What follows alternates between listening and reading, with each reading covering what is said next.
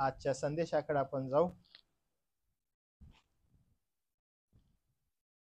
आजचा संदेश जो आहे तो थोडासा हिस्टॉरिकल अभ्यास आहे. ठीक आहे, थोडीशी हिस्ट्री आपण पाहणार आहोत आणि त्या हिस्ट्रीकडे बघत असताना कशा रीतीनं संत लूक जो आहे तो आपण सुरुवात केलेली असताना पहिला अध्याय जो होता आणि त्या पहिल्या अध्यायाच्या काही पहिल्या वचनामध्ये आपण पाहिलेलं होतं की तो कशी सुरुवात करतो प्रॉपरली, आणि आता तो पुढे जात असताना काय काय गोष्टी तो सांगत आहे, कुणाकुणाची नावं घेत आहे त्याकडं तुम्हाला मला घेऊन जायचं आहे. पण तत्पूर्वी मी प्रभू येशू ख्रिस्तामध्ये सर्वांना सलाम म्हणतो, कारण देवबापानं ज्या वेळेस आपण एकत्र भेटतो एकमेकाला सलाम करणं फार आवश्यक आहे, कारण प्रभूची शांती आपण ती प्रदान करतो.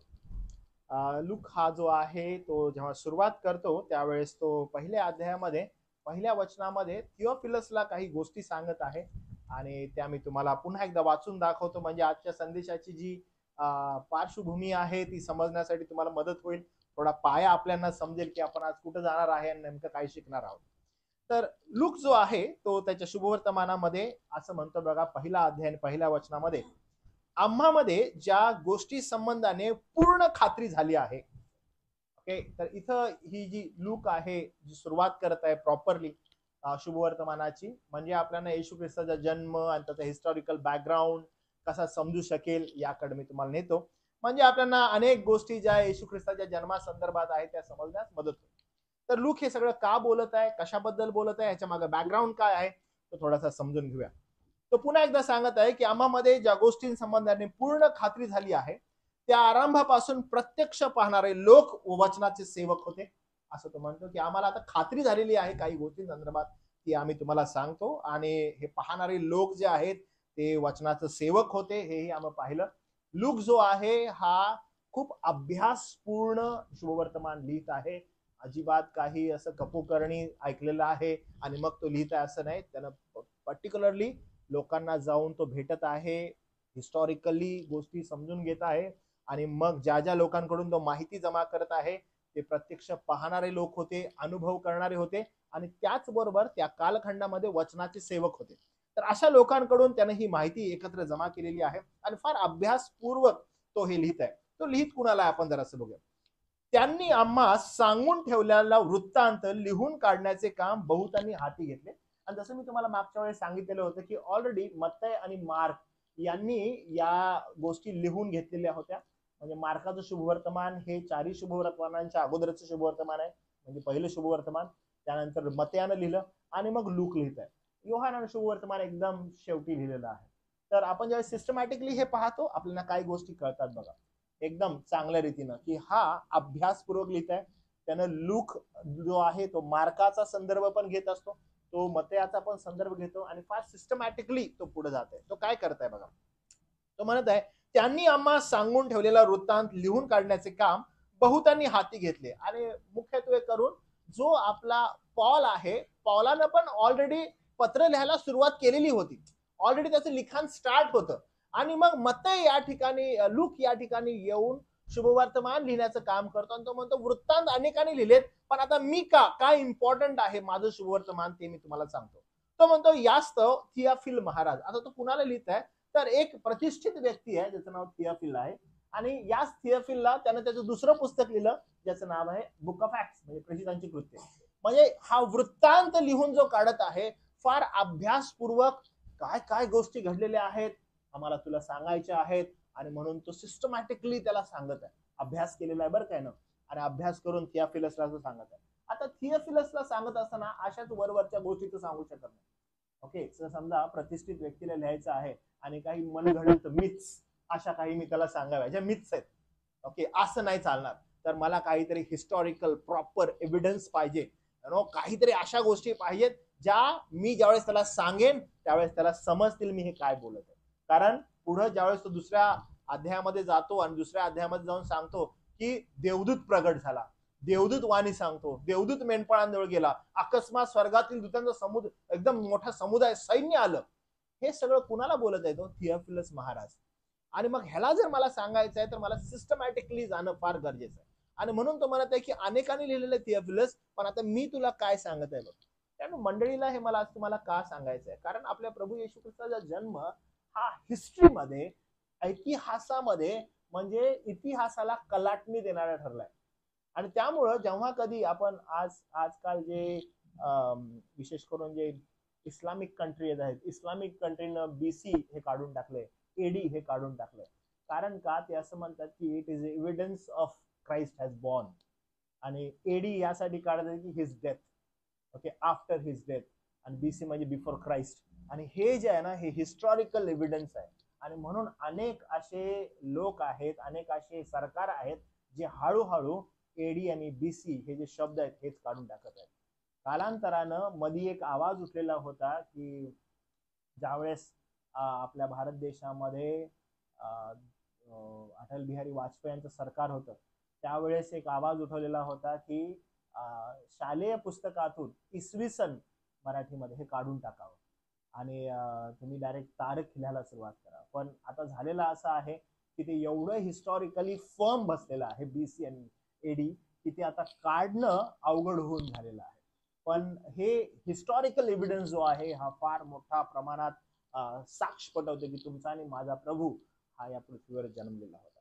आणि मग या ठिकाणी थियोफिलसला लूक समजावून सांगत असताना जो काही वृत्तांत आहे तो म्हणतो अनेकांनी लिहिलाय, आता मी पण तुला काही गोष्टी सांगत आहे त्याच्याकडे थोडंसं लक्ष दे, असं तो थियोफिलसला म्हणतो. कारण मंडळीनं फार आशेनं, आणि आपण आशीर्वादित आहोत की तुमचा आणि माझा प्रभू हिस्टॉरिकली पण प्रूव्ह करतो की मी जन्मलेलो होतो, मी मेलेलो आहे, पुनरुत्थित झालेलो आहे. आणि हा जो विश्वास आहे हा शास्त्रलिखित आहे, आणि त्याचबरोबर इतिहासकारांनी पण ह्याला नोट करून ठेवलंय. ओके, हे इतिहासकार फक्त थिओलॉजियन्स नव्हते, हे बाहेरचे सेक्युलर आहेत त्या लोकांनीही एव्हिडन्स लिहून ठेवलेले. म्हणून लूक ज्यावेळेस लिहितो आणि जे एव्हिडन्स नमूद करतो ते काय असे तसे नाहीत, रोमच्या इतिहासामध्ये पण एव्हिडन्स आहेत. आणि म्हणून लूक जी नावं लिहित आहे ही नावं रोमच्या इतिहासामध्ये पण ही नावं आहेत. आणि त्यामुळे तो काय काय एव्हिडन्स किंवा काय काय गोष्टी पुढे ठेवतोय त्याकडे आपण लक्ष देऊया. आता हे अराउंड लिहिलेलं आहे 42 किंवा 48, या 42 ते 48 एडीच्या मध्ये लुकाचं शुभवर्तमान लिहिलेलं आहे. आणि तो लिहित कोणाला आहे? थियोफिलसला. आणि थियोफिलस जो आहे त्याला ऑलरेडी त्याचा हिस्ट्री रोमची माहित आहे, आणि त्या रोमच्या हिस्ट्रीला माहित असल्यामुळं हा म्हणत आहे की आता जो वृत्तांत मी तुम्हाला देत आहे तो काही असा तसा नाहीये, तो काही साधा सुद्धा नाहीये. मी पर्टिक्युलरली तुम्हाला ज्या गोष्टी सांगत आहे त्याकडे लक्ष द्या. तो असं म्हणतो, थियोफिलस महाराज, मलाही वाटले की सर्व गोष्टीचा मुळापासून नीट शोध करून त्या आपल्याला अनुक्रमाने लिहाव्या. म्हणजे काय काय गोष्टी घडलेल्या आहेत त्या अनुक्रमे मी तुम्हाला लिहाव्या, असं तो थियोफिलसला सांगत आहे. सिस्टमॅटिकली म्हणजे अनुक्रमानं, की काय पहिला घडलं, ह्याच्या अगोदर काय होतं, आता काय घडलं, नंतर काय घडलं. म्हणून त्याचे 2 ग्रंथ झाले, एक लोकांचं शुभवर्तमान झालं आणि एक ख्रिश्चन. असे 2 ग्रंथ त्याने केले. कशासाठी? थियोफिलसला द्याला, आणि त्याच्याद्वारे मंडळीला समजावं की नेमकं शुभवर्तमान काय आहे. आता काय झालं बघा, 4थं वचन, यासाठी की ज्या वचनाचे शिक्षण आपल्याला देण्यात आले आहे त्याचा निश्चितपणा आपल्या लक्षात यावा. म्हणजे तुम्ही निश्चित व्हावं हे नेमकं काय झालेलं आहे. आता आपण दुसऱ्या अध्यायाकडे येऊया. ओके, समजलं तुम्हाला की हा एकदम पर्टिक्युलरली अभ्यास करून या गोष्टी सांगत आहे. आपला ऑलरेडी आता पहिला अध्याय संपलेला आहे. या पहिल्या अध्यायामध्ये काय गोष्टी होत्या आपण पाहिला, त्याचे 2 मेसेज आपल्याला माहित आहेत. त्या 2 मेसेजचा जो मूळ होता तो आपण म्हटलं की नातेवाईक, आणि तो सांगत आहे की कशा रीतीनं हे नातलग होते आणि काय होते. मी तुम्हाला सांगितलं की नातेवाईक नेमके काय असतात, आणि नातेवाईकांवर आपले 2 संदेश होते. आणि मग मागचा संदेश हा होता की बी अवेअर, की आपण आपला जो नाताळ आहे किंवा ख्रिसमस जो आहे त्याचा आनंद आहे तो कसा सेलिब्रेट करत आहे, कुणाबरोबर करत आहे, नातेवाईक नेमके काय असतात, नातेसंबंध नेमके काय असतात, येशू ख्रिस्त कोणत्या नातेसंबंधांविषयी बोलतो, आणि येशू ख्रिस्तानं कोणत्या नातेसंबंधांना महत्व दिलेलं आहे.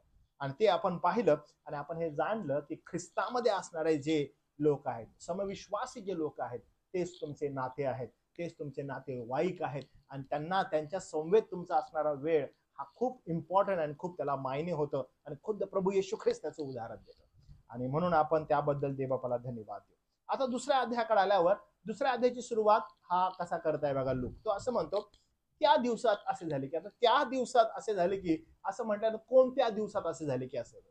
ओके, दुसऱ्या अध्यायाची सुरुवात त्या दिवसात असे झाले की. ओके, त्या दिवसात म्हणजे लुकाला नेमकं काय म्हणायचं आहे, तो सांगत आहे या दिवसांमध्ये थियोफिलस महाराज, ज्या दिवसांविषयी मी तुला बोलत आहे त्या दिवसांमध्ये हा एक होता बघ कैसर.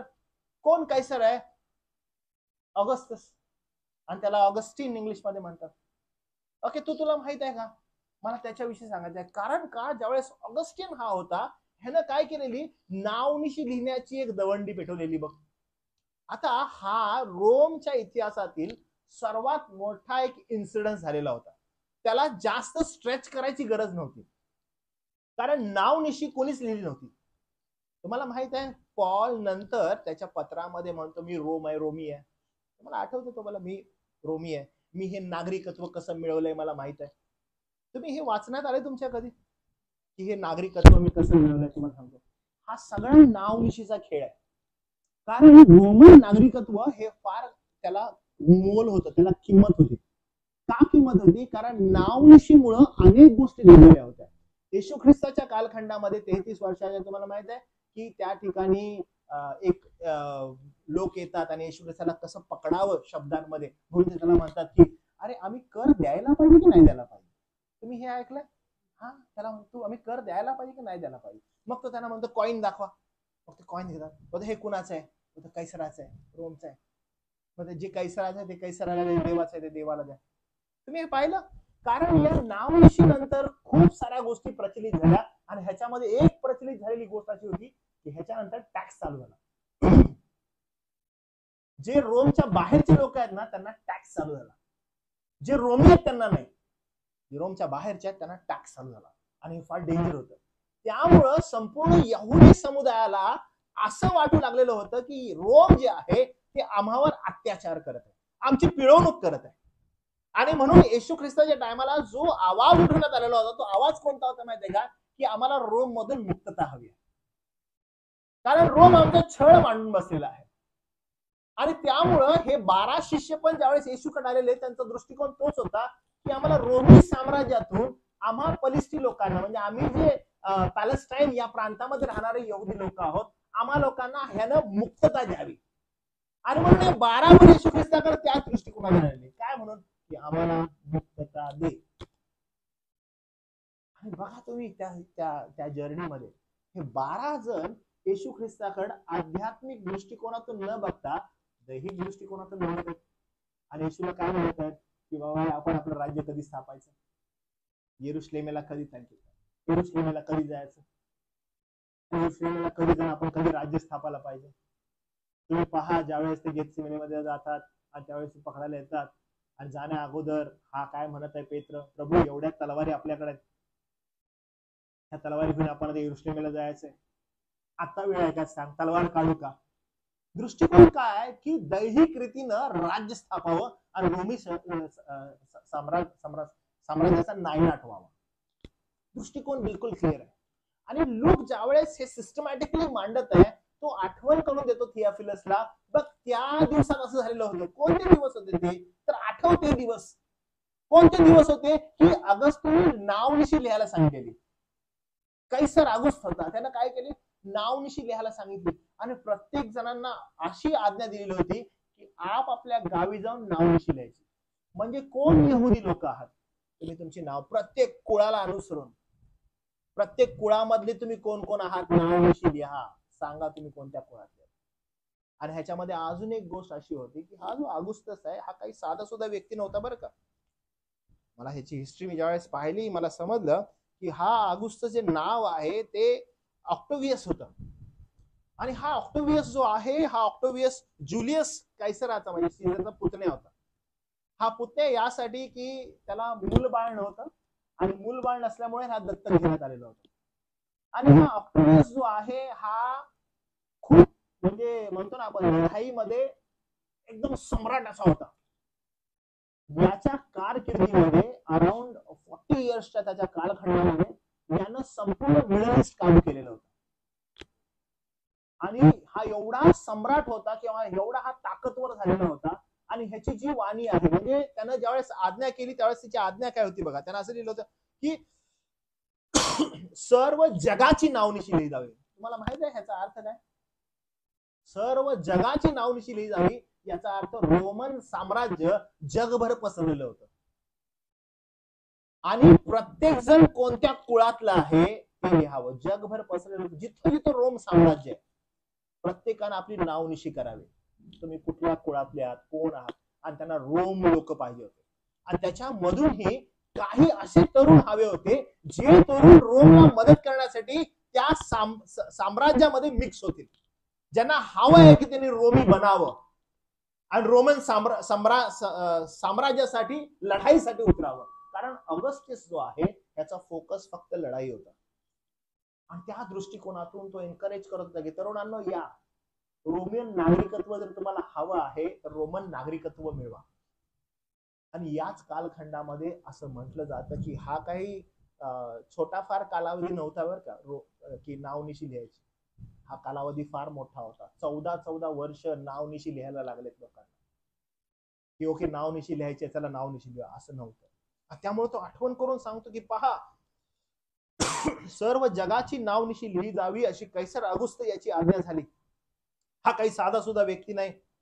त्यामुळं काय झालं, इसवी सन पूर्व म्हणजे येशू ख्रिस्ताच्या जन्मा अगोदर 29 मध्ये रोमन सिनेटने ऍक्टोवियसला रोमन साम्राज्याचा पहिला सम्राट म्हणून घोषित केलं. इसवी सन पूर्व 29 मध्ये. आणि त्याला 2 वर्षानंतर त्याला ऑगस्ट म्हणजे ऑगस्ट ही पदवी त्याला प्रदान केली. त्याचं नाव होतं ऑक्टोवियस. त्याला पदवी प्रदान केली ऑगस्ट. त्याचा अर्थ काय तर उत्कृष्ट पावित्र्याचं प्रतीक हा सन्मान त्याला देण्यात आला. त्यानं अराउंड ते ऑगस्टसनं 76 वर्ष राज्य केलं आणि इसवी सन 14 मध्ये तो मरण पावला. म्हणजे येशू ख्रिस्ताच्या जन्मानंतर 14 वर्ष तो होता आणि त्यानं तो मरण पावला. आणि त्यामुळे ह्याचं जे काम आहे हे संपूर्ण मोठ्या प्रमाणात आपल्याला दिसतं. आणि ह्याची नोंद पॉल पण अनेक ठिकाणी करतो प्रेषितांच्या कृत्यामध्ये. इतकंच नाही तर ज्यावेळेस आपण हे वाचू लागतो आपल्याला काय काय दिसतं बघा. क्विरिनिय हा सूर्या प्रांताचा सुभेदार असतो. आता इथं परत एकदा एका दुसऱ्या व्यक्तीचं नाव येतं. म्हणजे लूक जो आहे ना फार सिस्टमॅटिकली आता पुढे जाते, वन बाय वन. तो सांगतो की ऑगस्टस तुला माहित आहे त्या दिवसामध्ये नावनिशी होत होती, सगळे लोक आपापल्या गावी नावनिशी लिहायला चालले. तर क्विरिनिय हा सूर्याचा सुभेदार होता. तो पर्टिक्युलरली त्याला पुन्हा आठवण करून देतो थिओफिलसला, मी जी गोष्ट तुला सांगत आहे ती कपोकर्णी ऐकलेली नाही, मी अभ्यासपूर्वक तुला सांगत आहे. क्विरिनिय हा एक होता. आणि तो कोण होता, सिरियाचा राज्यपाल, ज्याला सुभेदार म्हणजे राज्यपाल होता तो. सिरिया या प्रांताचा राज्यपाल. तुम्हाला सूर्या असं येतं पण सिरिया तुम्हाला माहिती आहे सध्या किती गोंधळ त्या ठिकाणी चालू आहे. आणि त्याचा राज्यपाल जो आहे तो त्यावेळेस कोण होता तर त्या क्विरिनियस हा राज्यपाल होता. आणि पॅलेस्टाईन मध्ये जनगणना इतिहासामध्ये नोंद जी झालेली आहे त्यामध्ये योसेफी काय केलं त्यानं म्हटलं की मी ही दाविदाच्या कुळातला आहे आणि दाविदाच्या कुळातला असल्या कारणानं मला आता यरुशलेमेला जाणं आवश्यक आहे. आता आपण या योसेफाकडे बघितल्यानंतर काय गोष्टी दिसतात आपल्याला कळतं. आपण मत्याचं शुभवर्तमान वाचलं तर योसेफाविषयी असं म्हटलेलं आहे की योसेफ हा धार्मिक पुरुष होता. धार्मिक इन द सेन्स ऑफ तो जुन्या करारातील प्रत्येक आज्ञा तंतोतंत पाळण्याचा प्रयत्न करत होता. आणि त्या प्रयत्नामुळे त्याला धार्मिक असं समजलं की तो प्रयत्न करत आहे त्या दृष्टिकोनातून.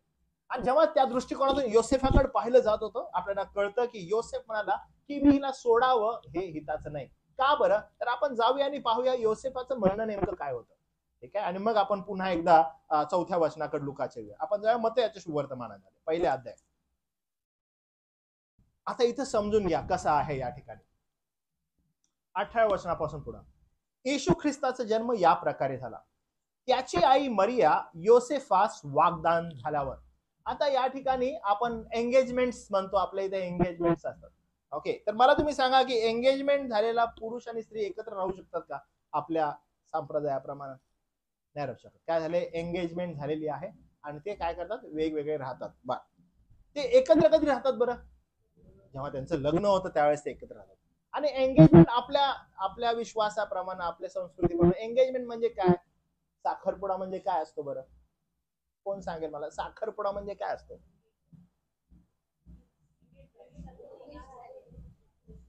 ते काय झाले फिक्स झालं. ओके, म्हणजे बोलून होत नाही का फिक्स की आपलं झालंय बरं का आता. एंगेजमेंट का बरं? ओके, 4 लोक आलेले आहेत. अजून काय वाटतं तुम्हाला, आपला साखरपुडा काय वेगळा आहे बरं? साखरपुडा म्हणतात आपल्या इथं. बरोबर, रिंग देतात, अंगठी घाला. बरोबर आहे. अजून अजून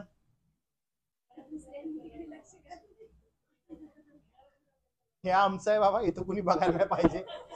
जग जाहीर करण्यात आलेलं आहे. तशीच गोष्ट आहे ती, की घोषित करणं.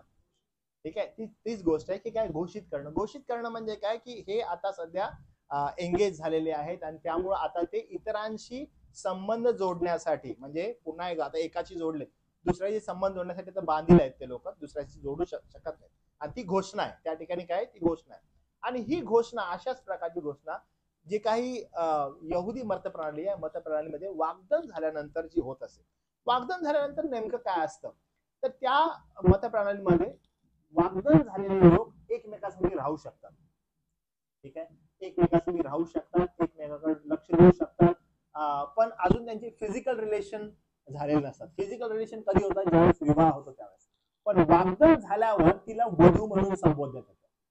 आपल्या इथं वधू म्हणून संबोधण्यात येत नाही, आपल्या इथं अजून ती स्त्रीच आहे. ठीक आहे, पण इथं कसं आहे, वाग्दान झाल्या ती वधू म्हणून संबोधण्यात येऊ लागते. आणि त्यामुळं ज्या वेळेस हा योसेफ आहे, योसेफाकडे आपण ज्यावेळेस पाहतो, इथं काय दिसतं बघा आपल्याला. ख्रिस्त येशूचा जन्म या प्रकारे झाला. त्याची आई मरिया हिचे योसेफास वाग्दान झाल्यावर त्याचा सहवास होण्यापूर्वी ती पवित्र आत्म्यापासून गरोदर झालेली अशी दिसण्यात आली.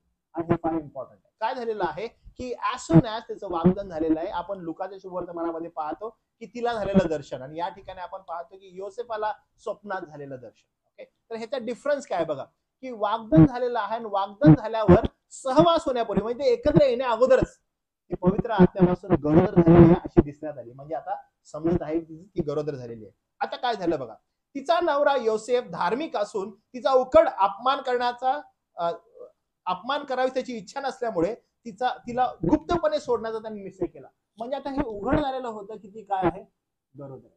आता गरोदर आहे याचा अर्थ काय, की तिचं पोट दिसत आहे. तिचं काय झालेलं आहे, पोट दिसत आहे. आणि पोट दिसत आहे आणि त्यामुळे ह्याला समजलेलं आहे की आता ही काय आहे, गरोदर आहे. पण हा धार्मिक आहे आणि त्याला असं कदाचित विचारलेलं आहे की हिचं काहीतरी कुठेतरी जुळलेलं आहे आणि त्यामुळे ही गरोदर आहे. मग मी काम करतो, उघड तिला सोडण्यापेक्षा, उघड म्हणजे वाग्दान कसं होत आहे, 4 लोकांना बोलवून सांगून की बाबा रे मी काय करत आहे, एंगेजमेंट करत आहे. तशाच प्रकारे आता मी काय करावं, 4 लोकांना बोलवावं, उघडपणे सांगावं की ही गरोदर आहे आणि मी हिला सोडावं. जुन्या कराराच्या नियमाप्रमाणे जर ती अशा रीतीने आढळलेली आहे तर तिला दंडमार करून मारण्यात येत होतं जुन्या कराराच्या नियमाप्रमाणे. आणि म्हणून हा काय करत आहे की मी तसं न करावं, लोकांमध्ये न यावं, तर मी हे सगळं मजवर घ्यावं आणि मी म्हणावं की मला हे करायचं नाहीये आणि म्हणून मी बाजूला व्हावं, असा त्याने विचार त्याच्या मनामध्ये चालू होत होता. त्याच्याविषयी असं लिहिलं आहे की हा कसा आहे, तिचा नवरा योसेफ धार्मिक असून तिला उघड अपमान करावी त्याची इच्छा नसल्यामुळे तिला गुप्तपणे सोडण्याचा त्याने निश्चय केला. त्याने निश्चय केलेला आहे, त्याच्या मनामध्ये हे चालू आहे की त्याने निश्चय केला. आणि काय झालं बघा, तो त्या गोष्टीच्या विचारात आहे. तो पहा, प्रभूच्या दूताने त्याला स्वप्नात दर्शन देऊन म्हटलं, योसेफा दाविदाच्या पुत्रा, तू आपली स्त्री मरिया हिचा स्वीकार कराव्याला स्वीकार करायला आता काय करू नको, भिवू नको, घाबरू नको. कारण का, काही गोष्टी घडत आहेत बघ. काय झालेलं आहे बघा, तो असं म्हणत आहे की स्वप्नात दर्शन दिलेलं आहे आणि त्याला सांगितलेलं आहे, योसेफा दाविदाच्या पुत्रा, तू आपली स्त्री मरिया हिचा स्वीकार करायला भिवू नको, कारण तिच्या ठाई जो गर्भ आहे तो पवित्र आत्म्यापासून आहे. ती पुत्र प्रसवेल आणि तू त्याचे नाव येशू ठेव, कारण तोच आपले लोकांस त्यांच्या पापापासून तारेल. आणि ही वाणी काय झालेली आहे की तोच पापापासून तारणारा आहे. हे कुणाला सांगण्यात आहे, योसेफाला. आणि मग योसेफ कोणाच्या कुळात आहे, दाविदाचा. योसेफाची निवड कशी झालेली आहे, कारण तो धार्मिक आहे, चांगला राहत आहे, प्रभूला भिवून वागत आहे आणि त्याच्या कृतीवरून आपल्याला कळतं. मग आपण काय करू शकतो, पुन्हा आपण ज्यावेळेस लुकाच्या शुभवर्तमानात जातो, आपल्याला कळालेलं आहे की नेमकी काय बॅकग्राऊंड आहे योसेफाचं. आणि म्हणून या ठिकाणी आता काय झालंय, तेव्हा सर्व लोक आपापल्या गावी नावनिशी लिहून द्यावयास गेले. आणि आता योसेफाची एंट्री आहे या ठिकाणी चौथ्या वचनामध्ये. योसेफ ही आपणास वाग्दत्त झालेली मरिया गरोदर असता ती सहित नावनिशी लिहून द्यावयास. त्याला काय केलेलं आहे, आता हिचं वाग्दन झालेलं आहे आणि वाग्दन झालेली त्याची स्त्री आहे, ती गरोदर आहे, ती ही दाविदाच्या कुळातली आहे, मी ही दाविदाच्या कुळातला आहे. मग मी काय करावं, तिला घ्यावं. लूक काय करत आहे, लूक हे नमूद करत आहे की त्याची स्त्री गरोदर होती आणि गरोदर असल्यामुळे त्यानं काय केलं, तिला घेतलं आणि 5व्या वचनामध्ये गालिलातील नासरेत गावाहून यहुद्यातील बेथलेहेम नावे दाविदाच्या गावी वर गेला, कारण त्याला तिथंच जायचं, त्याला दाविदाच्या गावीच जायचं आणि त्यामुळे तिथे जाणं गरजेचं आहे. ह्या दोघांनाही, मरियाला आणि योसेफाला, ह्या दोघांनाही गरोदर राहण्या अगोदर म्हणजे त्यांना दर्शन झालेलं आहे, त्यांना सांगण्यात आलेलं आहे, मरियाला अगोदर दर्शन झालेलं आहे की तुझ्या ठाई जो गर्भ आहे तो कोण आहे आणि पाप्याचं तारण कसं होणार आहे, हे सगळं बोलल्यानंतर या लोकांना ही आयडिया आहे की हा मसाया नेमका येणार कुठे आहे. त्यांना माहित आहे मिखाच्या ग्रंथात लिहिल्याप्रमाणे त्याचा जन्म बेथलेमात होणं आवश्यक आहे आणि त्यामुळे या गरोदर झालेल्या असलेल्या आपल्या पत्नी बरोबर तो तिला घेऊन बेथलेमात जात आहे, कारण दावीद नगरीमध्ये जाणं अत्यावश्यक आहे आणि त्या ठिकाणी तो जात आहे आणि गेल्यानंतर कारण तो दाविदाच्या घराण्यातला व गोत्रातला होता आणि त्यांना ते करणं गरजेचं होतं, ते त्या ठिकाणी गेले. आता हे सर्व मी पुन्हा सांगत आहे, लूक कुणाला नमूद करत आहे, लूक त्याला नमूद करत आहे जो थियोफिलस आहे, जो महाराज आहे आणि त्याला सगळी हिस्ट्री ठाऊक आहे आणि तो सिस्टमॅटिकली त्याला वन बाय वन गोष्टी नमूद करत आहे, त्याला तो सांगत आहे. आता बघा काय झालं, असं बोलतो आणि तिथं गेल्यावर असं झालं, ती तेथे असता असे झाले की तिचे प्रस्तुतीचे दिवस भरले आणि ही जी जर्नी आहे म्हणजे गालिलातील नासरेत गावाहून यहुद्यातील बेथलेहेम गावी 70 मैलाचा प्रवास आहे आणि 70 मैल प्रवास करून हे त्या ठिकाणी गेलेले आहेत आणि 70 मैल प्रवास करून गेल्यानंतर नावनोशी लिहायची ती वेळ येऊपर्यंत तिचे प्रस्तुती दिवस भरलेले आहेत आणि प्रस्तुती दिवस भरल्यानंतर नेमकं काय झालेलं आहे आणि ती आपला प्रथम पुत्र प्रसवली, त्याला तिने बाळंत्याने गुंडाळून गव्हाणीत निजवले कारण त्यास उतारशाळेत जाणं होती. आता ही गोष्ट फार इम्पॉर्टंट आहे बरं का. अनेक लोकांना असं वाटतं आपण जे चित्रीकरण करतो ना, आणि बिचारा किती कठीण गोष्ट आहे, त्याला जागाच नाही गव्हाणीत निजवलं, हे सर्व सिस्टमॅटिकली वचनाला अनुसरून घडलेलं आहे. ह्याच्यामध्ये कुठलंही काहीही आपल्याला उलटाताण करायची गरज नाही. कारण काय होतं मला तुम्हाला सांगू दे, कुणाचंही लक्ष कुणाचंही लक्ष प्रभू येशू ख्रिस्ताच्या मूळ येण्यापासून दुसरीकडे कुठेही विचलित होऊ नये यासाठी फक्त एवढंच येणं आहे, कारण त्याला उतारशाळेत जागा नव्हती. तुम्हाला आठवतं आपण लहानपणी स्केच करायचो की मरिया चालली आहे, योसेफ चाललाय आणि ते लोक काय आहे का एवढं दाखवत काय आहे आणि खूप त्रासलेला योसेफ, खूप त्रासलेली मरिया, काही जागा आहे का? तुम्हाला माहित आहे ही स्टोरी नाही आहे त्याच्या जन्माची आणि कुठंही आपलं लक्ष या गोष्टीकडे जाऊ नये. तर आपलं लक्ष जे असावं तो येशू हा ख्रिस्त आहे आणि त्या ख्रिस्ताकडे तुमचं आणि माझं लक्ष असावं, त्याचा येण्याचा मूळ उद्देश काय तिकडे असावं. आणि हा नमूद काय करत आहे लूक थियोफिलसला करत आहे, थियोफिलस सांगत आहे त्याने तो गव्हाणीत जन्मला का बरं, उतार शाळेत जागा नव्हती.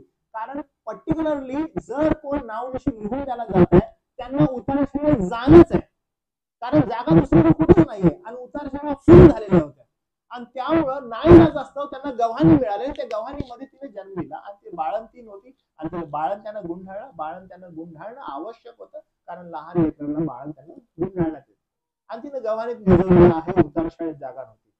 आता उतार शाळेत जागा नव्हती हे कुणाला सांगत आहे, पुन्हा तो थियोफिलसला सांगत आहे. थियोफिलस कोण आहे? महाराज. महाराजाला सांगत आहे की पहा, जगाचा निर्माण करता जो आहे तो गव्हाणीत निजला बरं का, कारण उतार शाळेत त्याला जागा नव्हती. सिस्टमॅटिकली त्याला तो सांगत आहे आणि थियोफिलस जो आहे थियोफिलसला सिस्टमॅटिकली कळत आहे की आता काय घडत आहे. बघा काय झालं, पुन्हा आता इथून पुढे एक स्टेप तो पुढे जातो. त्याच प्रांतात, ओके, म्हणजे बेथलेमाचा प्रांत आहे, त्याच प्रांतात मेंढपाळ रानात राहून रात्री आपले कळप राखीत होते, तेव्हा प्रभूचा दूत त्यांच्याजवळ उभा राहिला. आता ही गोष्ट जी आहे ही एक्स्ट्रीमली अद्भुत आहे बरं का, अद्भुत आहे. आणि मी पुन्हा एकदा तुम्हाला लुकाचं शुभवर्तमान याचा पहिल्या अध्यायात घेऊन जातो आणि तुम्हाला आठवण करून देतो की लूक हे का नमूद करत आहे. ओके, पहिला अध्याय काढा, तुमच्या डोक्यामध्ये एकदम फिट असायला पाहिजे की लूक हे काय लिहित आहे. पहिल्या अध्यायामध्ये ओके, पहिलं वचन विसरू नका, कारण लूक जे काही बोलत आहे ह्याला एव्हिडन्स आहे. तो असंच बोलत आहे. तो काय म्हणतो बघा, आम्हामध्ये ज्या गोष्टींसंबंधाने पूर्ण खात्री झाली, म्हणजे आम्ही फार खात्री आहोत या गोष्टीला थियोफिलस, आम्हाला तुला सांगू दे, कारण त्या आरंभापासून प्रत्यक्ष पाहणारे लोक वचनाचे सेवक होते. तो पर्टिक्युलरली सांगत आहे की कोण होते हे लोक, ते वचनाचे सेवक होते. तो सांगत असं इथंच नाही थांबवतो, असं म्हणतो, आणि त्यांनी आम्हा सांगून ठेवलेला वृत्तांत काढण्याचे काम बहुतांनी हाती घेतले. म्हणतो बहुत लोक हे लिहित आहेत थियोफिलस. आम्हाला तुला सांगू दे की मी फार फर्म आहे या गोष्टीविषयी जे तुला लिहित आहे थियोफिलस, याविषयी मी माघार घेत नाहीये.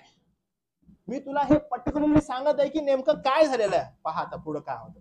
असं म्हणतो, त्याच प्रांतात, दुसरा अध्याय 8 वचन, त्याच प्रांतात मेंढपाळ रानात राहून रात्री आपले कळप राखीत होते. आता तो जे म्हणत आहे ना, ती गोष्ट अशी आहे की त्यानं जाऊन लोकांना ह्या भेटी दिल्या, तो बोललेला आहे, त्यानं समजून घेतलेलं आहे की नेमकं घडलं काय आहे, वृत्तांत लिहून काढण्याचं काम हाती घेतलेलं आहे. तर तो यथायोग्य रीतीने मला तुला सांगायचंय. तो म्हणताय की राखत होते, तेव्हा प्रभूचा दूत त्यांच्याजवळ उभा राहिला, प्रभूचे तेज त्यांच्या भोवती प्रकाशले, ते भयभीत झाले. आता एवढं डिटेलिंग जे आहे, जर कोण करतं तर तो फक्त लूक आहे. हे फार विलक्षण डिटेलिंग आहे. तो म्हणतो की प्रभूचं तेज म्हणजे काय तुम्हाला मिळालेलं आहे, त्या दिवशी तुम्ही काय बघितलेलं आहे, काय काय आढळलेलं आहे तुम्हाला. प्रभूचं तेज त्यांच्या भोवती प्रकाशले, ते भयभीत झाले. तेव्हा देवदूत त्यास म्हणाला, घेऊ नका, कारण पहा, जो मोठा आनंद सर्व लोकांना होणार आहे त्याची सुवार्ता मी तुम्हाला सांगतो. हे पर्टिक्युलरली शब्द आहेत तसे देवदूतांचे शब्द तो या ठिकाणी नमूद करताय आणि म्हणत आहे, जो मोठा आनंद सर्व लोकांस होणार आहे त्याची सुवार्ता मी तुम्हाला सांगतो. ती ही की तुम्हासाठी आज दाविदाच्या गावात तारणारा जन्मलेला आहे, तो ख्रिस्त प्रभू आहे. दाविदाचं गाव कोणतं? बेथलेहेम. दाविदाच्या गावात तारणारा जन्मलेला आहे आणि तो ख्रिस्त प्रभू आहे. थियोफिलस महाराज, हा संदेश मनुष्याने तर स्वर्गातल्या दिव्यदूतानं दिलेला आहे, आणि हा वृत्तांत लिहून काढण्याचं काम मी हाती घेतलेलं आहे. असं तसं नाही घेतलं, मी ह्याचा पूर्ण खात्री आहे मला, कारण ज्या लोकांनी मला हे सांगितलेलं आहे, ज्या लोकांसंगती जाऊन मी बोललो आहे, त्यांनी जो बोलला तो वृत्तांत मी लिहून काढलेला आहे, आणि तो याविषयी फार फर्म आहे. तो असं म्हणतो, आणि ते पुढे असं म्हणाले की तुम्हाला खून हीच की बाळन त्याने गुंडाळलेले व गव्हाणीत निजवलेले असे बाळक तुम्हाला आढळेल. तो म्हणतो इथंच नाही, इतक्यात अकस्मात स्वर्गातील सैन्याचा समुदाय त्या देवदूताजवळ प्रगट झाला. ते देवाची स्तुती करीत म्हणाले, ऊर्ध्वलोकी देवाला गौरव आणि पृथ्वीवर मनुष्यात शांती, त्याचवर त्याचा प्रसाद झाला. कोण बोललेलं आहे? थियोफिलस महाराज. देवदूत इथंच नाही, सैन्य आलं, सैन्याने पण बोललं. तो हे सगळं का बोलत आहे, त्याला हे सगळं का सांगायचंय? त्याने एक गोष्ट आहे, जी गोष्ट त्या कालखंडामध्ये घडत आहे. सगळ्यांनाच ही गोष्ट समजत नव्हती बरं का, सगळ्यांनाच ही गोष्ट कळत नव्हती, पण महत्वाची गोष्ट ही आहे. तो म्हणत आहे की शांती असणं, मिळणं फार आवश्यक आहे, आणि त्या शांतीविषयी आपण आज पाहणार आहोत. सिस्टमॅटिकली ज्या वेळेस हा बोलत आहे, तो काय बोलत आहे त्याच्याकडे आपण जाऊ. लुकाचं सुवर्तमान पुन्हा एक वार, याचा 2रा अध्याय,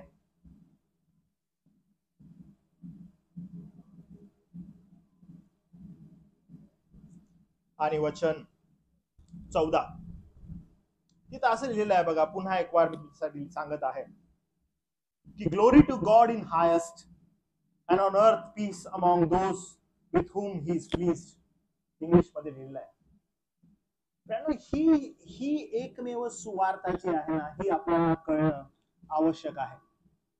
लूक थियोफिलसला फार सिस्टमॅटिकली गोष्टी बोलत आहे. लूक थियोफिलसला फार सिस्टमॅटिकली हिस्टॉरिकली सांगत आहे, पण सांगत असताना जी गोष्ट नमूद करत आहे, आणि तो म्हणत आहे की पहा, देवदूत आला, आणि देवदूत आल्यानंतर त्यानं त्या ठिकाणी असं बोलला की तुम्हासाठी आज दाविदाच्या गावात तारणारा जन्मलेला आहे, आणि तो ख्रिस्त प्रभू आहे.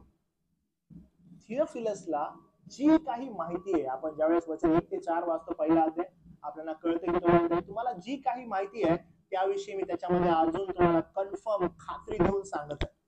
आणि तो असं म्हणतो, तुम्हासाठी आज दाविदाच्या गावात तारणारा जन्मलेला आहे, आणि तो ख्रिस्त प्रभू आहे. थिओफिलस महाराज इथंच नाही, अकस्मात त्या मेंढपाळांसभोवती स्वर्गातील सैन्याचा समुदाय आला आणि ते स्तुती करीत प्रभूची म्हणाले, ऊर्ध्वलोकी देवाला गौरव आणि पृथ्वीवर मनुष्यात शांती. थिओफिलस महाराज, मला तुम्हाला सांगू दे की देवानं शांती पाठवलेली आहे. देवानं थिओफिलस महाराज शांती पाठवली. कुणामध्ये? मनुष्यामध्ये. कुणामध्ये ही शांती होती? कारण हा सगळ्यात मोठा थिओलॉजिकल विषय आहे जो आपल्याला शिकणं आवश्यक आहे की कुणामध्ये ही शांती आहे. तर प्रियानो, आज मंडळी म्हणून आपल्याला हे समजणं गरजेचं आहे. थिओफिलसला एक रिलेट करायला फार सोपं गेलं. आज आपण या ठिकाणी आहोत आणि आपण ज्यावेळेस बॅक पाहतो की हो का असं घडलेलं होतं का, त्या कालखंडामधील लोकांना हे सर्व कळत होतं की नेमकं ज्यावेळेस तो म्हणतो नावनी शिकून दिलेली क्विरिनिय कोण होता आणि ह्या गोष्टी समजल्यानंतर मेंढपाळ कुठं होते ते तिथं बसलेले होते. थिओफिलसला हे का माहित आहे की मेंढपाळ त्या ठिकाणी का बसलेले असतील, का त्या ठिकाणी ज्यावेळेस अर्पणांसाठी मेंढर लागतात तर हे मेंढपाळ आजूबाजूलाच बसलेले असतात. थिओफिलस या सगळ्या गोष्टी नोट डाऊन करत आहे, पण आपल्याला समजण्यासाठी कठीण चाललेले आहे. तो म्हणत आहे की पृथ्वीवर मनुष्यात शांती. तो ज्यावेळेस थिओफिलसला बोलत आहे, थिओफिलसला कळत आहे, पण आपण ज्यावेळेस या गोष्टी पाहतो आपल्याला वाटतं की नेमकं काय आहे बाबा, आम्हाला कळत नाहीये. हे येऊन शांती शांती काय बोलण्यात आलेलं आहे, आम्हाला कळत नाहीये. कारण समजून घेऊया की नेमकी शांती कुणामध्ये आहे.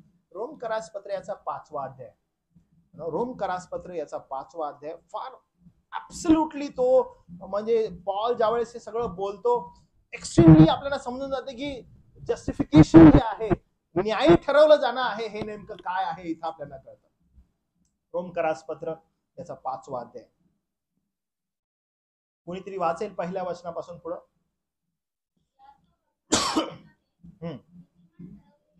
बरोबर.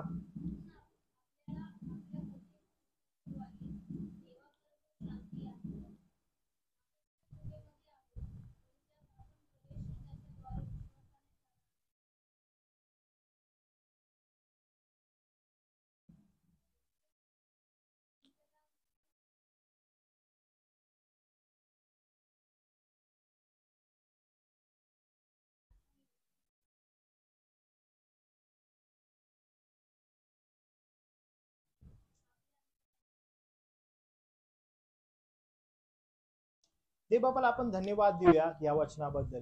तुम्हाला माहित आहे मार्टिन ल्युथर जो आहे ना, मार्टिन ल्युथर वॉज सो म्हणजे म्हणतो ना ब्लेस्ड बाय दिस. आणि जेव्हा त्यानं हे वचन वाचलं आणि असं म्हणतो की त्याचे नेत्र उघडले, त्याला असं वाटलं की माझं तारण झालं त्या दिवशी. कारण हे वचन वाचल्यानंतर म्हणतो की मला ज्यावेळेस मी वचन वाचलं, मला प्रभूचं जे गहन सत्य आहे ते उलगडल्यासारखं मला वाटलं. कारण ह्या वचनामध्ये असं काय लिहिलेलं आहे, तर हे वचन सुरुवात असं होतं, यास्तव विश्वासाने नीतिमान ठरवलेले जाणं, विश्वासाने नीतिमान ठरवलेले आहो. ही जी सुरुवात आहे, ही सुरुवात ज्यावेळेस वाचण्यात येते तेच आपल्याला कळते की वी आर जस्टिफाईड, न्यायी ठरवलं जाणं. आणि हे न्यायी ठरवलं जाणं म्हणजे नेमकं काय, कोण न्यायी ठरवत आहे, कशामध्ये ठरवत आहे, आपण कोण होतो, तर याचं खूप सुंदर विश्लेषण पुन्हा एकदा पॉल करत आहे. मी तुम्हाला सांगितलेलं आहे की ग्रीक लिखाणामध्ये फार अद्भुत एक शिक्षण असतं आणि ते शिकायचं असेल तर त्याची सुरुवात आणि त्याचा एंड फार इम्पॉर्टंट असतो. ग्रीक लिखाणामध्ये काय असतं की मध्यवर्ती जे सत्य आहे ते सत्य नंतर नमूद करण्यात येतं. पहिला काय करण्यात येतं, इंट्रोडक्शन. आणि इंट्रोडक्शन जे असतं ते इंट्रोडक्शन वाचलं तर आपल्याला कधी कधी वाटतं की नेमकं काय आहे काही कळत नाही, पण हे काय लिहिलेलं आहे त्याचं एक्सप्लेनेशन हे पुढे नमूद केलेलं असतं. आणि ग्रीक लिखाणाचं हे सौंदर्य आहे. आणि त्यामुळं you are justified by faith असं ज्यावेळेस येतं की तुम्हाला न्याय ठरवलेला आहे, विश्वासानं तुम्ही नीतिमान ठरवलेले आहात. आम्ही कसं काय नीतिमान ठरवलेलं आहोत, आम्ही कोण आहोत, आम्हाला नीतिमान ठरवण्याचा फायदा काय, हे सगळं कुठं कळतं माहितीये का, खाली कळतं. बघा वचन काय लिहिलंय 6व्या वचनापासून पुढे. आपण दुर्बळ होतो तेव्हा ख्रिस्त सुसमयी पापी लोकांसाठी मरण पावला. ओके, आपण दुर्बळ होतो आणि ख्रिस्त सुसमयी पापी लोकांसाठी मरण पावला. म्हणजे काय बघा, नीतिमान मनुष्यासाठी कोणी मरणारा वेळा, चांगल्या मनुष्यासाठी मरण्यास कदाचित कोण धाडस करेल. पापी लोकांसाठी मरण पावला, आम्हाला नीतिमान ठरवलंय. Still we are confused. आम्हाला अजून कळत नाहीये की आम्ही नीतिमान कसे ठरवले आहोत. पृथ्वीवर मनुष्यात शांती म्हणजे काय, ऊर्ध्वलोकी देवाला गौरव, पृथ्वीवर मनुष्यास शांती, त्याचवर त्याचा प्रसाद झाला आहे. आम्हाला अजून कळत नाही. आता पॉल एक्सप्लेन करत आहे पुढे अजून. परंतु देव आपल्यावरच्या स्वप्रेमाचे प्रमाण हे देतो की आपण पापी असता ख्रिस्त आपणासाठी मरण पावला. म्हणजे का बरं आमच्यासाठी मरण पावला? तो काय म्हणतो, तर आपण जे आता त्याच्या रक्ताने नीतिमान झालो आहोत ते आपण विशेष करून त्याच्याद्वारे देवाच्या क्रोधापासून तरले जाऊ. आदाम आणि हवेद्वारे संपूर्ण मानवजात ही देवाच्या क्रोधाखाली आहे. वैरी, कुणाचे वैरी? देवाचे वैरी. इथंच नाही बघा, तो पुढे काय म्हणतो, तो असं म्हणतो आपण शत्रू असता. You are justified by faith not by your works. तुमच्या कृतीमुळे, तुमच्या कर्माद्वारे नाही, कारण तुमच्या कृतीद्वारे, तुमच्या कर्माद्वारे आपण देवाशी समेट घडवू शकत नाही. आपल्यामध्ये एक क्षमता नाही की आपण देवाबरोबर समेट घडवावा. काही केले आपण समेट घडवू शकत नाही देवाबरोबर. कोण देवाबरोबर समेट घडवू शकतो? कारण का आदाम आणि हवेद्वारे वी वर अपोजिट साइड. म्हणजे देव एका बाजूला, आपण एका बाजूला, शत्रू. आणि शत्रू आहे तर समेट नाही घडणार. आणि परिस्थिती कठीण आहे. मग आम्हाला ह्यातून कोण वाचू शकेल? आम्हाला कोण तारू शकेल? मग बघा ही वाणी जी देवदूताने दिली. गॅब्रिएल म्हणतो की तुम्हासाठी आज दाविदाच्या गावात तारणारा जन्मलेला आहे. तो ख्रिस्त प्रभू आहे, तो मसाया आहे, तो ख्रिस्त प्रभू. कारण का? तो रिकन्सिलिएशन करेल, तो मध्यस्थी करेल. कारण तुम्हाला अशक्य आहे हे करणं, तुम्ही हे नाही करू शकणार. आणि त्यामुळे स्वर्गातील सैन्याचा समुदाय ज्यावेळेस येतो ते येऊन ओरडतात काय? ऊर्ध्वलोकी देवाला गौरव. म्हणजे कुणाला गौरव आहे बरं याबद्दल? देवाला. माणसांना तुम्हाला गौरव आहे का? नाही, तुम्ही हे करू शकत नाही, तुमच्यामध्ये क्षमता नाहीये. म्हणून प्रभूच्या जन्माची येणारी जी घोषणा आहे, जी सुवार्तेची घोषणा आहे, ती म्हणजे काय? ऊर्ध्वलोकी देवाला गौरव. म्हणजे गौरव कुणाचा? त्याच्या जन्माबद्दल त्याचा. ऊर्ध्वलोकी देवाला गौरव आणि पृथ्वीवर मनुष्यात शांती. अरे कुणामध्ये शांती आहे? मनुष्यामध्ये का? नाही. जे तुम्ही शत्रू देवाचे, येशू ख्रिस्ताला आणि मग मनुष्य आणि मग देव यामध्ये शांती प्रस्थापित केली. आणि ते पण मनुष्य म्हणजे कोण? माझी मंडळी. I will build my church. माझे लोक, ज्यांच्यावर त्याचा प्रसाद झालेला आहे. Not everyone. मग ज्यांच्यावर त्याचा प्रसाद झाला नाही ते कोण आहे? They are still under the wrath of God. ते अजून देवाच्या क्रोधामध्ये. हे निर्वाधित पवित्र शास्त्राचं सत्य आहे. आणि हेच पॉल शिकवत आहे, हेच पॉल सांगत आहे. तो काय म्हणतो बघा, तर आपण जे आता त्याच्या रक्ताने नीतिमान ठरलो आहोत ते आपण विशेष करून त्याच्याद्वारे देवाच्या क्रोधापासून तरले जाऊ. मला हे चित्रीकरण करायला आवडेल बरं का, की एखादा ना खूप भयानक अग्नी आहे आणि समोर त्या अग्नीच्या पलीकडं फार अद्भुत शांततामय निसर्गाचं सौंदर्य आहे. भरपूर सुंदर सौंदर्य आपल्याला दिसतंय. छान झाडं आहेत, संथ पाणी आहे, फळबाग आहे, अनेक सुंदर गोष्टी त्या ठिकाणी आहेत. आणि आपण या साईडला आहोत आणि आपण तिथे जायचं जर आहे तर आपल्याला क्रोध जो आहे, जो अग्नी आहे तो तापलेला आहे. आणि we have to cross that. सगळा जो क्रोध आहे, तो अग्नी आहे तुमच्या आणि माझ्यासाठी, त्या ख्रिस्ताने स्वतःवर घेऊन तुम्हाला आणि मला त्या क्रोध अग्नीपासून तारलं. सगळा स्वतःवर घेऊन त्यानं तारलं. कारण त्याच्या पार जाणं हे तुम्हाला आणि मला अशक्य आहे.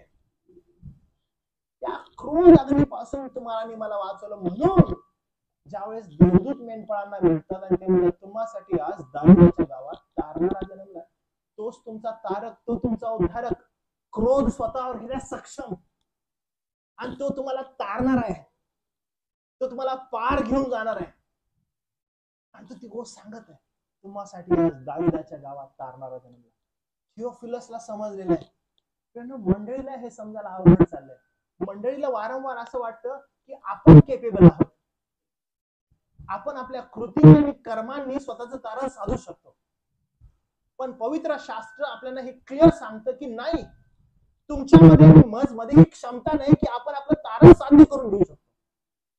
कृपेने विश्वासाच्या द्वारेच तारण आहे, कोणत्याही कर्मांनी अजिबात नाही. आणि म्हणून ही वाणी जी आहे, ही वार्ता जी आहे ती त्यानं जे वैर होतं, जे प्रभूमध्ये, परमेश्वरामध्ये आणि मनुष्यामध्ये ते वैर नाही केलं. आणि म्हणून हे पुढे लिहिलं आहे बघा, आपण शत्रू असता देवाबरोबर त्याच्या पुत्राच्या मृत्यूद्वारे आपला समेट झाला. तर आता समेट झाला असता त्याच्या जीवनाने विशेष करून आपण तरले जाऊ. इतकेच केवळ नाही, तर ज्याच्याद्वारे समेट ही देणगी आपल्याला आता मिळाली, त्या प्रभू येशू ख्रिस्ताच्या द्वारे आपण देवाच्या ठाई जयवत्सव करू. It's not about us. आपल्याकडून हे अशक्य आहे प्रियानं, आपण हे नाही करू शकत. म्हणून आपल्यासाठी प्रभू येशू ख्रिस्ताने केलं. जेव्हा सैन्य, समुदाय, स्वर्गातील समुदाय, तो स्वतःला थांबवू शकला नाही, कारण ही आनंदाची वार्ता जी आहे ती मनुष्यासाठी होती. आणि तो आला आणि म्हणाला की बघा, ऊर्ध्वलोकी देवाला गौरव आणि पृथ्वीवर मनुष्या शांती, ज्यांच्यावर त्यांचा प्रसाद झालेला. आपण ज्यावेळेस या क्रिसमसची तयारी करतो, नवीन नवीन कपडे घालतो, तुमचं माझं मूळ विसरायला नको. आपण आपलं मूळ काय आहे? We are not capable at all की आपण आपलं तारण साध्य करावं. तुमचं आणि माझं तारण जे मिळालेलं आहे ते प्रभू येशू ख्रिस्ताच्या द्वारे मिळालेलं आहे, आणि त्यानं तुम्हाला आणि मला न्यायी ठरवलेलं आहे. न्यायी ठरवलं जाणं याचा अर्थ काय की इथून पुढं तुझ्या संदर्भात जो न्याय आहे तो मी माझवर घेतलेला आहे. आता तू न्यायाच्या पलीकडे आहेस.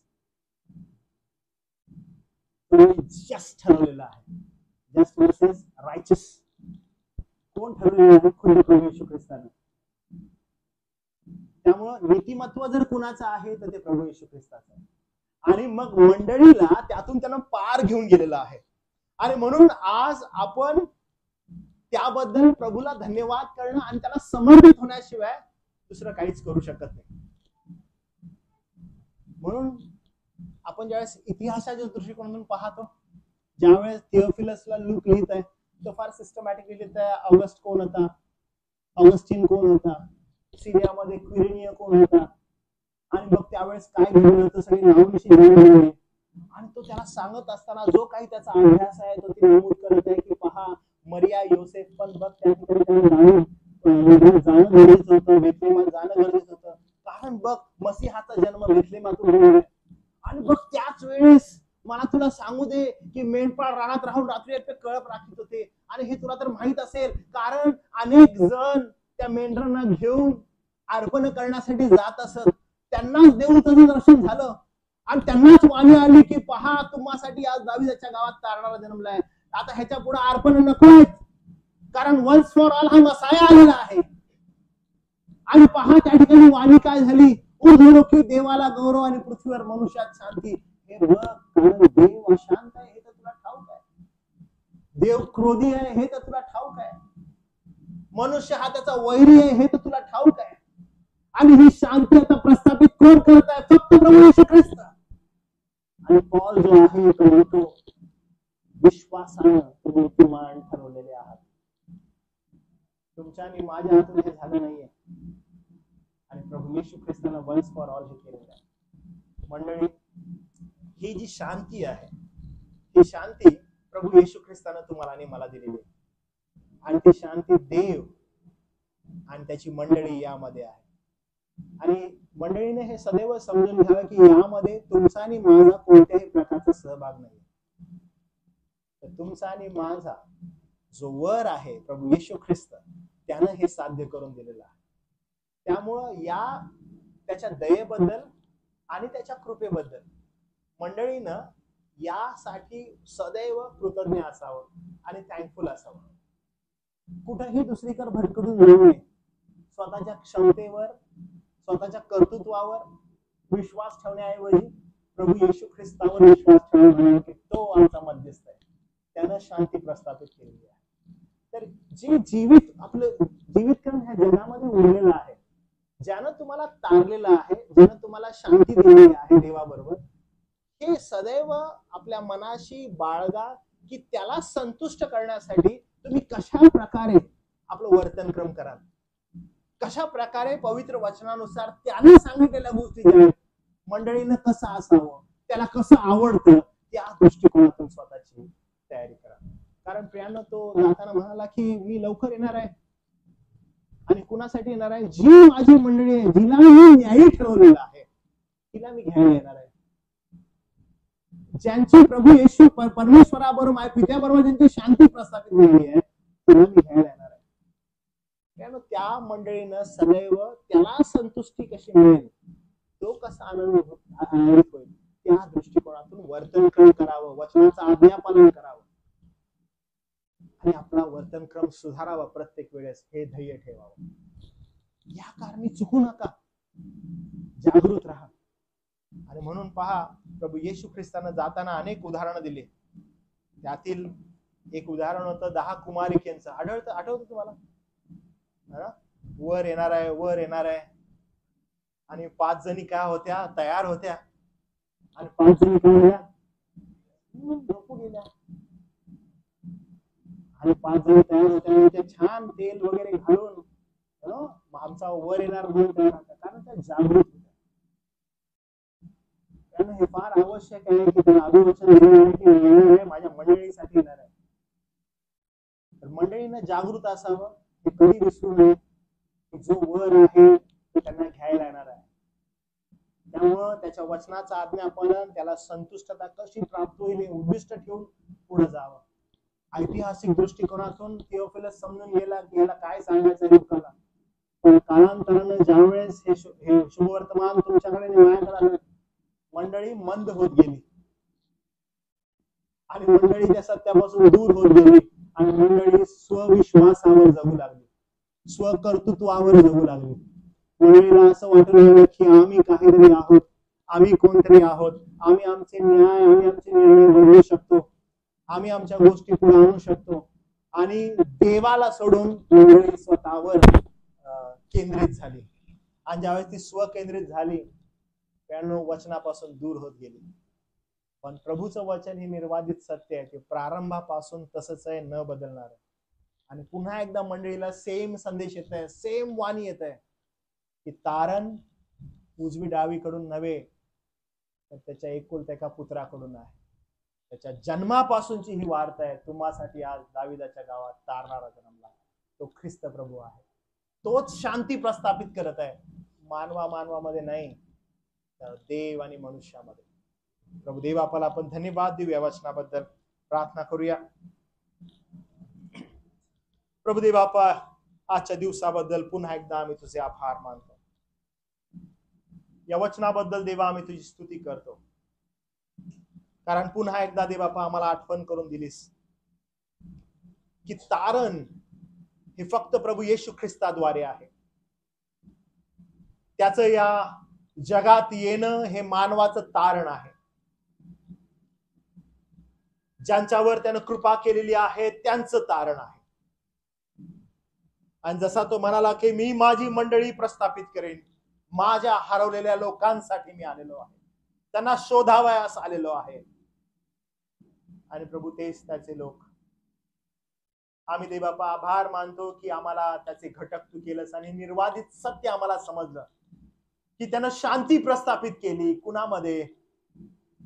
देव आणि त्याच्या मंडळीमध्ये. आम्ही मनापासून देवा तुझी उपकार स्तुती करतो या वचनाबद्दल आणि प्रार्थना करतो की या वचनाला बिलगुन राहण्यासाठी, तुला गौरवी असं सादर होण्यासाठी प्रभूजी तू आम्हाला मदत कर. सर्व गौरव मान सन्मान आम्ही तुला देतो. आजच्या वचनाबद्दल पुन्हा एक वार तुझे आभार मानत केलेली प्रार्थना तारणारा प्रभू येशू ख्रिस्त याच्या नावात केली म्हणून देवा तू ऐक. आमेन.